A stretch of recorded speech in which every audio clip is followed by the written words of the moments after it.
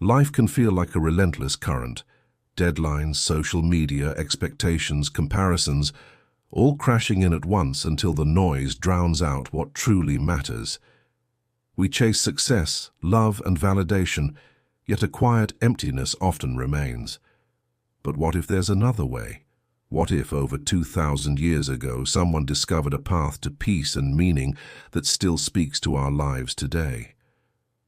In this journey, we'll explore the profound wisdom of the Buddha, timeless insights that feel surprisingly modern. These aren't abstract philosophies, they're practical tools for everyday life. Take a slow breath, settle your mind, and step into this exploration. Let's begin with a core teaching. The root of suffering is attachment. Reflect on how true this feels. Why does heartbreak cut so deeply?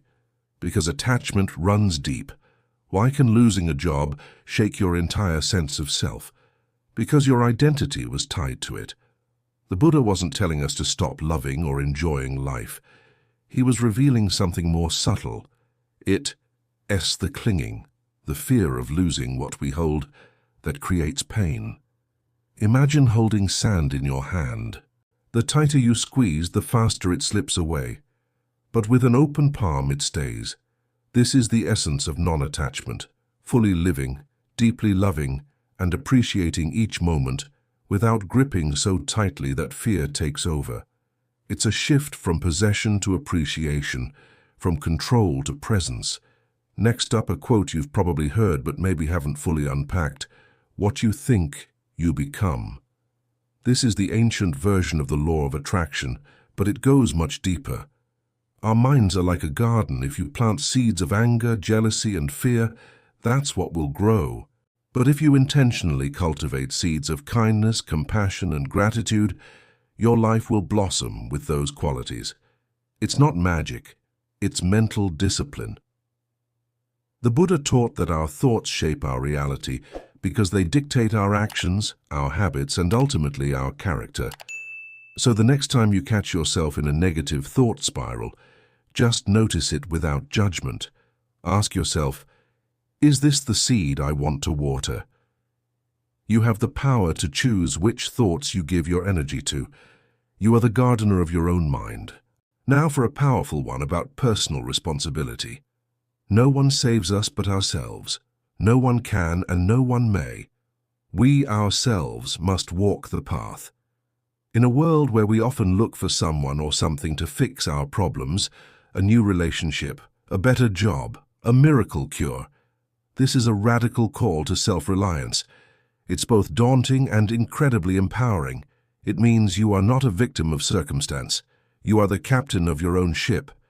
The Buddha and other wise teachers can point the way. They can offer a map. But you are the one who has to take each step. Your happiness, your peace, your liberation, it's an inside job. This doesn't mean you shouldn't ask for help.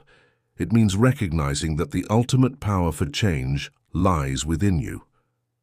When you truly grasp this, you stop waiting and start creating the life you want.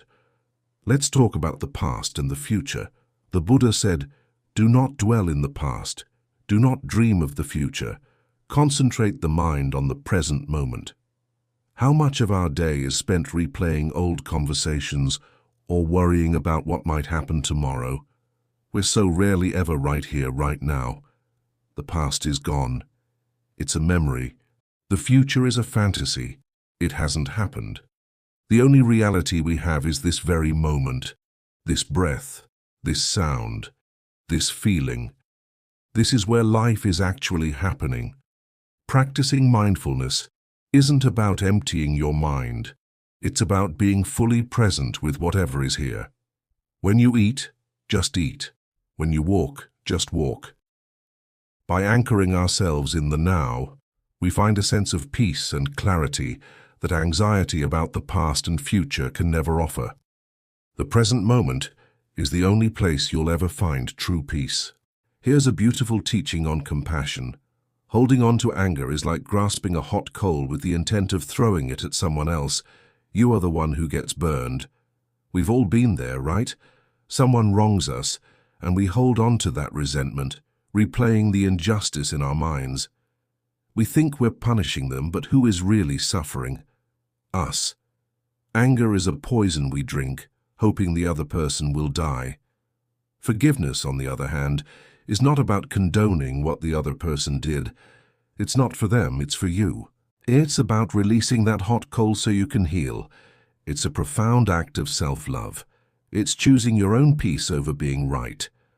It is a declaration that you will no longer allow someone else's actions from the past to control your present happiness. Let's move on to the nature of reality itself. The Buddha taught, the only constant in life is change. Everything is impermanent. Our relationships, our bodies, our thoughts, our feelings, even the mountains and the stars. It's all in a constant state of flux. We suffer because we resist this fundamental law of the universe. We try to hold on to pleasant moments and push away unpleasant ones, but both will pass. Understanding impermanence doesn't have to be sad. It can be liberating. It means that when you're in pain, you know it won't last forever. And when you're experiencing joy, you appreciate it more deeply, knowing it's a precious, fleeting moment. Embracing change allows you to flow with life like a river, rather than fighting against the current. Next, a simple but profound truth. 3 things cannot be long hidden: the sun, the moon, and the truth. You can try to hide from reality, you can lie to yourself and others, but eventually the truth will come to light. It always does. This isn't a threat. It's an invitation to live with integrity. When your actions are aligned with your values, when you live in your truth, you have nothing to hide. There's an incredible sense of freedom in that. It simplifies your life. You no longer have to waste energy maintaining a false image or worrying about being found out. Living truthfully creates a foundation of inner peace and self-respect that is unshakable. Be honest with yourself first, and then let that honesty guide your interactions with the world. And what about how we treat others? The Buddha gave us this gem. Kindness should become the natural way of life, not the exception. In our competitive society, kindness is often seen as a weakness, but in Buddhist philosophy, it's a sign of immense strength and wisdom. It stems from the understanding that we are all interconnected. Your joy affects my joy. My suffering affects your suffering. Every small act of kindness, a smile to a stranger, a patient word, a helping hand, sends ripples out into the world. It's not about being a doormat. It's about choosing compassion over judgment, connection over separation. Make kindness your default setting. You'll not only make the world a better place, but you'll also transform your own heart in the process. Let's also touch on the idea of desire. The desire for more is the cause of all suffering. We live in a culture that screams more money, more followers, more stuff. We're conditioned to believe that the next purchase or the next achievement will finally make us happy. But it's a trap. It's a finish line that keeps moving. The Buddha called this the hungry ghost mentality, an endless craving that can never be satisfied. True contentment doesn't come from getting more, it comes from wanting less. It's found in gratitude for what you already have. When you can sit and feel genuinely thankful for the simple things, your health, a roof over your head, a friend, the desperate need for more begins to fade away, replaced by a quiet, abiding sense of peace. Finally, let's end with this beautiful and encouraging thought. You yourself, as much as anybody in the entire universe, deserve your love and affection. So often, we are our own harshest critics. We extend compassion to our friends and family, but we speak to ourselves with a voice of judgment and shame. The Buddha reminds us that self-compassion is not selfish, it is essential. You cannot pour from an empty cup. Treating yourself with kindness, forgiving your own mistakes, and honoring your own needs are the foundation for a healthy and happy life. It is the starting point from which all other love can flow. So as we bring our time together to a close, Remember these timeless truths. They are not rules to be blindly followed, but invitations to look within. The path to peace isn't somewhere out there. It's right here inside you. It's in letting go of attachment, tending to the garden of your mind, walking your own path, and living fully in this present moment. It's about choosing kindness for others, and most importantly, for yourself. Thank you for joining me on this journey today.